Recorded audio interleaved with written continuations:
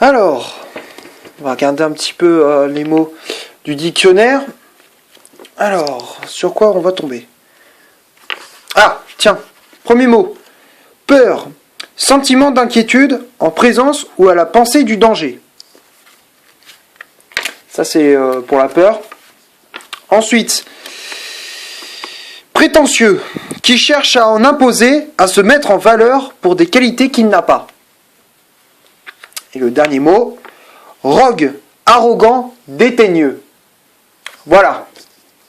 Les trois mots que je viens de dire dans le dico, ça représente la mentalité du Paris Saint-Germain en Ligue des Champions. Voilà. On est arrogant, on est peureux, et on est prétentieux aussi. Parce que on ouvre trop notre gueule. Franchement, on ouvre trop. On se l'ouvre trop, on dit ouais, ça va être cette année, tu vas voir ceci, cela. En attendant, Dortmund, ils nous ont mis une leçon, hein. Ouais, ils nous ont mis une leçon. Là, ça va peut-être nous mater, ça va peut-être nous remettre les idées en place. Ah, franchement, là, respect à Dortmund, respect surtout à Erling Haaland. Hein. Franchement, il m'épate. Moi, j'avais dit, il faut faire attention à cet attaquant-là. Tout le monde disait, non, c'est un petit attaquant et tout. C'est un petit attaquant. En attendant, il a mis un doublé. Voilà. Yo, salut tout le monde, c'est Gata Volgar, j'espère que vous allez bien. Moi pour ma part, j'ai un petit peu le moral dans la chaussette. J'espère tout de même que vous avez passé une très bonne journée. Aujourd'hui on se retrouve pour une nouvelle vidéo. Donc on se retrouve pour le débrief du match Borussia Dortmund-Paris Saint-Germain. Match qui comptait pour le 8e de finale aller de la Ligue des Champions. Victoire du Borussia Dortmund, défaite des hommes de Thomas Tuchel sur le score de 2-1. L'ouverture du score signée Erling Haaland à la 69e minute de jeu. Égalisation pour le Paris Saint-Germain signé Neymar à la 75e et à la 77e. Une nouvelle fois, Haaland permet aux hommes de Lucien Favre de gagner cette première manche. Donc du coup, c'est pour l'instant pour le Borussia Dortmund qui est qualifié, mais bon, tout n'est pas perdu pour le Paris Saint-Germain, bien évidemment. Il reste un match, voilà, il reste un match pour se qualifier. Il faut qu'on gagne au moins un minimum sur le score de 1-0. Il faut qu'on gagne un but, il faut qu'on marque un but pour qu'on se qualifie au tour suivant, pour qu'on se qualifie pour ces quarts de finale de Ligue des Champions qu'on a pu passer depuis plus de 3 ans. Voilà, donc pour débriefer ces 90 minutes, 45 premières minutes, franchement on n'a rien vu. Côté parisien, on n'a quasiment rien vu, à part un coup franc de Neymar à la 25e, on n'a quasiment rien vu. Quasiment rien vu du match, hein. Dortmund, ils ont pris quasiment le dessus sur nous. Eux, ils ont mis de l'agressivité. Ils ont fait un pressing haut. Ouais, tu voyais, les mecs en face, ils avaient faim. Hein. Ouais, on disait tous, ouais, Dortmund, ils ont une défense fragile. Ils ont une attaque de feu. Et ouais, mais attends, les gars. Même s'ils ont une défense fragile, en attendant, ils ont été plus solides que nous. Hein. Nous, eux, même s'ils ont une défense assez fragile, ils ont été plus solides que nous. Hein. Nous, défensivement, on a été fébriles. Hein. On était fébriles. Tétanisés, on était sur le terrain. Tu peux prendre n'importe quel joueur, quasiment, il y avait des joueurs, ils étaient tétanisés. Hein. Que ça soit Mbappé, Di Maria, Neymar, tu prends n'importe quel joueur, on a l'impression qu'ils étaient tétanisés. Voilà. Tu les voyais quasiment pas. Ils étaient inexistants, quoi. Voilà. 45 premières minutes, donc tu rentres au vestiaire avec ce score nul et vierge de 0-0. Second mi-temps, tu continues à sombrer. Voilà, au fur et à mesure, Dortmund il commence à troller dessus, à te marcher dessus, il piétine même. Hein. Là, dans ce match-là, Dortmund il piétinait. Hein. Ah, ils étaient en train de nous piétiner. Hein. Voilà, on se rendait pas compte, on faisait 0-0 et tout, mais ils étaient en train de nous piétiner. Hein. Ah ouais, non, mais là, Dortmund, on les prenait pour des rigolos, mais là, ils nous ont prouvé le contraire. Hein. Voilà, eux, ils mettaient de l'intensité, ils avaient des automatismes et tout, chose que nous, on n'a pas. Et encore une fois, les choix de Tourelle, je ne comprends pas. Voilà. Il te fait sortir Di Maria et il te fait rentrer Sarabia. Pourquoi ne pas faire sortir Kylian Mbappé, qui a servi strictement à rien dans ce match-là, à la place de Cavani, qui était bouillant, ou Icardi, je m'en fous que tu fais rentrer un des deux. Parce que, excuse-moi, Kylian Mbappé, il t'a apporté quoi dans ce match-là? Il faisait pas de repli défensif, il mettait pas de pressing, pas d'agressivité sur le porteur du ballon, rien. Il t'a rien apporté, à part avoir fait la passe décisive sur le but de Neymar, il n'a rien apporté. Voilà. Tu te prends le premier but à la 62e, voilà, sur une contre-attaque du Borussia Dortmund, t'as Achraf Hakimi qui a pris dessus sur Layvin Kurzawa. Derrière, il déborde, il centre pour, je crois c'est comment dire, Emre Can qui a frappé, ça a été contré par la défense du Paris Saint-Germain, et derrière Erling Haaland qui traînait dans la surface a pu pousser ce ballon au fond des filets et crucifier Keylor Navas. Voilà, donc on s'est fait 1-0 pour le Borussia Dortmund. Piqué au vif, on se dit peut-être qu'il y aura une réaction du Paris Saint-Germain. Alors on a réagi, c'est bien, avec le but de Neymar, voilà, sur une bonne percée de Kylian Mbappé qui centre au point de pénalty pour Neymar, voilà, donc centre à terre pour le Français, voilà, donc au final c'est le Brésilien qui égalise pour le Paris Saint-Germain, ça fait un but partout, et derrière le but d'Erling Haaland, magnifique, franchement rien à dire. Là, Erling Haaland, il a tout mon respect. Franchement, il a tout mon respect. Même avant, dès qu'il arrive à Dortmund, je me suis dit, faudra tout de même se méfier. Hein. Même si bon, ça va pas être, même si bon, il met des triplés contre Augsbourg et tout, c'est pas des grosses défenses, mais quand même, c'est pas pour rien qu'il met des triplés et tout. Je me dis, il faudra tout de même se méfier. Et on n'a pas retenu la leçon, et derrière, on se prend deux pions. Voilà, 2 pions d'Haaland. 77e, mais minace, mais franchement magnifique. Franchement, très beau but de la part d'Erling Haaland. Voilà, Haaland, il a eu le ballon, bam, il t'a mis une mine. Voilà, Navas, il était totalement battu, il pouvait rien faire sur cette action. Alors Navas, là, il s'est pris 2 buts, mais là, il pouvait strictement rien faire sur cette action. Voilà. Il s'est pris 2 buts, mais là, sur cette action, il pouvait absolument rien faire. Et après, tu perds ce match de buts 1. Voilà. C'est franchement, on se prend. C'est encore une fois un match où on s'est tétanisé sur le terrain. On a manqué de solidité et de réalité et aussi d'état d'esprit dans ce match-là. Voilà, c'est ce qui nous manquait le plus important, quoi. Voilà, c'est ce qui nous manquait cruellement. Voilà, donc on va passer maintenant à la composition d'équipe que Thomas Tuchel a aligné. Mais alors franchement, une compo, mais que c'est n'importe quoi. Franchement, je me suis tiré les cheveux hein. Quand j'ai vu ça. Je me suis dit, mais qu'est-ce qu'il nous a fait là? Pendant 1 mois et demi, on joue en 4-4-2. Pendant 1 mois et demi, on joue en 4-4-2. Chaque week-end, on joue avec un milieu à 2. Et là, tu sais pas pourquoi, il change de tactique d'un coup. Tu sais même pas pourquoi. Il passe d'un 4-4-2 au 3-4-3. Tu sais pas pourquoi. Voilà. Avec Navas dans les buts. Charnière, les 3 défenseurs centraux, Silva dans l'axe, Marquinhos à droite, Kimpembe à gauche, Thiago Silva qui a le brassard de capitaine. Ensuite, le milieu de terrain, Gay associé à Verratti. Les latéraux, Kurzawa, milieu latéral gauche, Thomas Meunier, milieu latéral droit. Et le trio d'attaque, c'était Di Maria, ailier droit, Neymar, ailier gauche. Et en point de l'attaque, c'était Kylian Mbappé. Voilà. Franchement, c'est un truc, le 11 de départ, pour moi, j'aurais pas du tout fait comme ça. Pourquoi changer de tactique juste avant le début du match? Pourquoi? Alors que contre Amiens, tu joues en 4-4-2, et d'un coup, en Ligue des Champions, tu joues en 3-4-3. Pourquoi? Je sais pas. Franchement, je ne sais pas du tout. Quand tu regardes les autres équipes en Ligue des Champions, que ça soit Liverpool, que ça soit Dortmund, que ça soit le Real Madrid, que ça soit Manchester City, tu prends n'importe quelle équipe, ils changent jamais de tactique avant le début de la Ligue des Champions. Jamais. Avant chaque match, à chaque match à élimination directe, ils ne changent jamais de tactique. Tu regardes Manchester City, joue toujours en 4-3-3. Tu regardes Liverpool, c'est toujours 4-3-3 aussi. Tu regardes n'importe quelle équipe. Tu regardes Dortmund, en championnat, il joue tout le temps en 3-4-3. Lucien Favre, il n'a pas changé sa compo de départ. On est le seul club à changer de compo juste avant les 8e de finale de Ligue des Champions. On est le seul club. On est le seul club à faire ce genre de choses. Franchement, je comprends pas. Là, c'est le truc qui est incompréhensible. Voilà. Après, le seul changement qu'il te fait, c'est faire sortir Di Maria pour faire rentrer Pablo Sarabia. Pourquoi? Ça, c'est le truc que je comprends pas. C'est pourquoi, au lieu de faire sortir Di Maria, pourquoi faire sortir Kylian Mbappé? Il a servi strictement à rien. Faire sortir Neymar aussi, parce que, attends, on dit tous, ouais, Neymar, ça y est, il va jouer le 8e de finale, enfin, depuis qu'il est arrivé, il a pas joué un 8e de finale.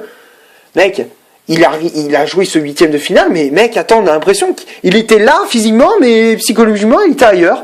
Tu te demandais, mais il servait à quoi, sérieux? Là, dans ce match-là, il ralentissait le jeu. Tu sais, dès qu'il avait le ballon, il ralentissait, il marchait, c'est n'importe quoi, il s'est cru au Club Med. Là, il se demandait, mais où est-ce qu'on était, là? Là, il se demandait, mais qu'est-ce que je fous là, quoi? Tu sais, franchement, c'est un truc que je comprends pas. Alors que t'avais Icardi et Cavani, ils étaient en bouillant, ils étaient sur le banc, ils en pouvaient plus, ils étaient bouillants, ils étaient comme ça. Ils en pouvaient plus, là. Là, ils étaient bouillants sur le banc, alors que t'as Neymar, c'est slow motion, Mbappé, c'est Ah, voilà, à droite, à gauche, il n'y a personne. Voilà, c'était ça. Le match d'Mbappé, c'était ça. Je regarde à gauche, à droite, je suis spectateur. Voilà. Mbappé, encore une fois, il était spectateur dans ce match-là. Encore une fois, un truc que je ne comprends pas.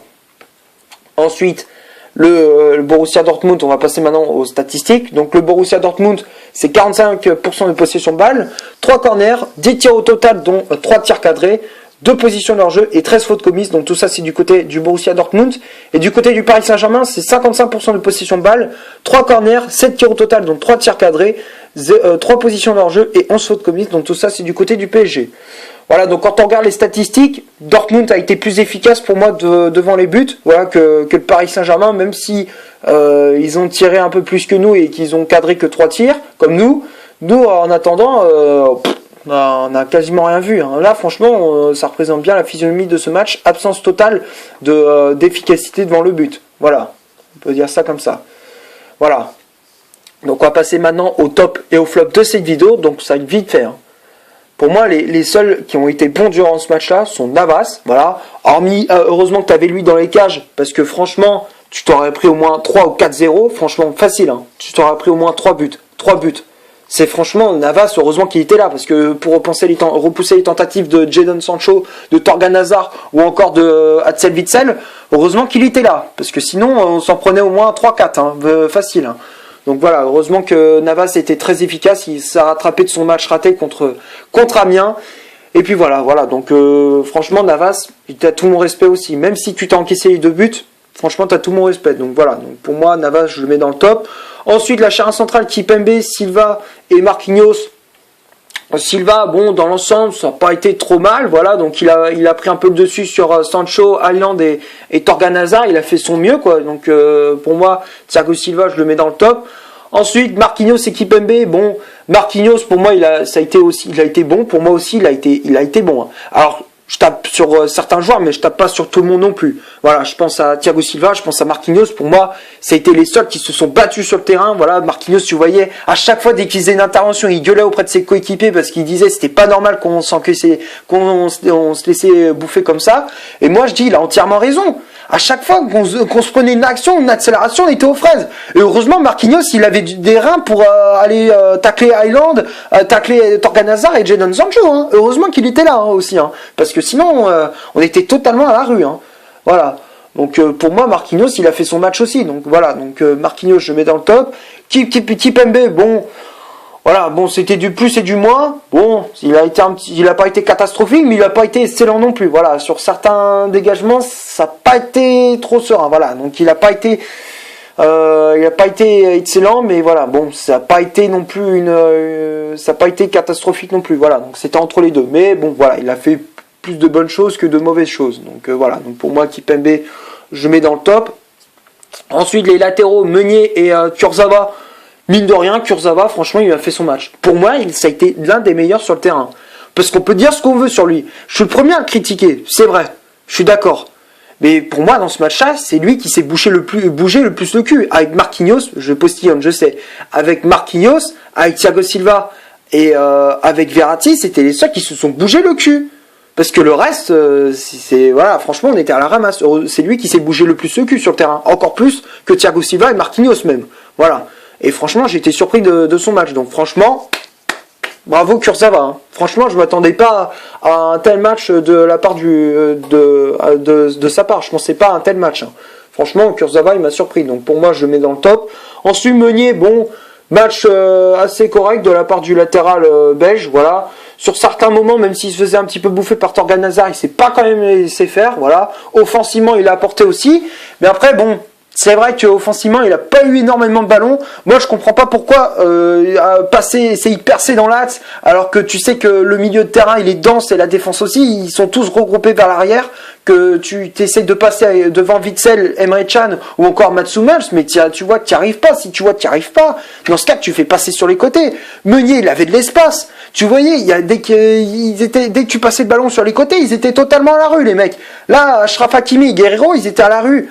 Donc normalement tu passais le ballon, normalement c'était tu passais quoi. Là c'est encore une fois c'est C'est un truc que je comprends pas. Le peu de ballons qu'il a eu quand même, Thomas Meunier, il les a très bien exploités. Donc voilà, donc pour moi Meunier je le mets dans le top. Ensuite le milieu de terrain, Gueye et Verratti. Gueye décevant, franchement il m'a vraiment déçu dans ce match-là. Il a commis pas mal de fautes. Voilà, en plus de ça, il s'est pris un carton jaune, donc franchement c'est assez compliqué. Voilà, il était pas dans son assiette dans ce match-là, Idrissa Gueye. Franchement il m'a un peu déçu, donc Gueye pour moi je le mets dans flop. Verratti, pour moi, ça a été l'un des meilleurs au milieu de terrain. Il a mis de l'agressivité, il a mis de la grinta. Voilà, pour moi, c'était lui qui s'est bougé le plus le cul aussi avec Kurzawa. Franchement, Marco Verratti, il a été extraordinaire. Au milieu de terrain, c'est lui qui était patron, là. Heureusement qu'il était là pour essayer de relever un petit peu le niveau de Gueye, parce que sinon, le milieu de terrain, il y en avait pas, hein. Là, heureusement que Verratti s'est bougé le cul, parce qu'attends, il t'a adressé des tacles devant Highland, devant Emre Can et devant Witsel, il te les récupérait les ballons, hein. Il n'avait pas peur, hein. Heureusement qu'il était là, Marco Verratti, hein. Voilà, parce que sinon, comme je disais, on n'avait pas de milieu de terrain. Voilà, donc heureusement que Verratti, il était là, donc Marco Verratti, je le mets dans le top. Et le trio d'attaque, Di Maria, Neymar, Mbappé, on les a pas vus, quoi. On les a pas vus. Voilà, Mbappé, inexistant, fantomatique, hormis sa passe décisive, il a été fantomatique durant ce match. Neymar dégueulasse aussi, par son but il a rien fait du match, voilà. Di Maria décevant aussi, franchement il m'a beaucoup déçu. Di Maria, je m'attendais à beaucoup mieux de sa part. El Fideo, il m'a déçu.